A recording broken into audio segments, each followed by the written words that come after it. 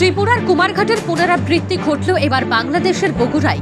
জগন্নাথের রথযাত্রা অনুষ্ঠানে বিদ্যুৎস্পৃষ্ট হয়ে খবর লেখা পর্যন্ত মৃত্যু হল অন্তত 5 জনের, আহত হয়েছেন কমপক্ষে 30 জন।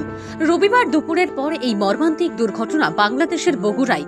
এদিন বাংলাদেশের সংখ্যালঘু হিন্দু ধর্মাবলম্বীরা রথযাত্রা অনুষ্ঠানের আয়োজন করেছিলেন। জগন্নাথের রথ নিয়ে বের হতেই বিকাল 5টার দিকে শহরের স্টেশন সড়কের সেউজগাড়ি এলাকায় এই দুর্ঘটনাটি ঘটে বলে জানা গেছে।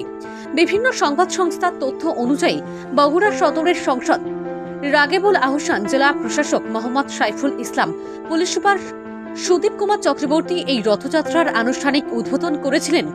প্রচুর পুণ্যার্থীর ভিড় জমেছিল এই রথযাত্রা অনুষ্ঠানকে কেন্দ্র করে। রথের দড়ি টান পড়ার 10 থেকে 15 মিনিটের মধ্যেই রথের চূড়ায় রাস্তার উপরে থাকা বিদ্যুতের তারের সংস্পর্শে এই দুর্ঘটনা ঘটে। ঘটনাস্থলেই 5 জন মারা গেছেন বলে প্রাথমিকভাবে জানা গেছে। নিহতদের মৃতদেহ শহীদ জিয়াউর রহমান মেডিকেল কলেজ হাসপাতালের মর্গে রাখা হয়েছে। আহতদের দ্রুত উদ্ধার করে চিকিৎসার ব্যবস্থা করা হয়েছে।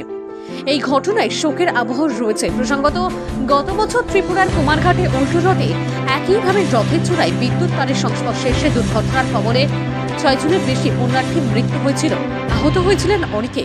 তবে এবছর খবর লেখা পর্যন্ত রাজ্যে শান্তিতেই উদযাপিত হচ্ছে রথযাত্রা উৎসব।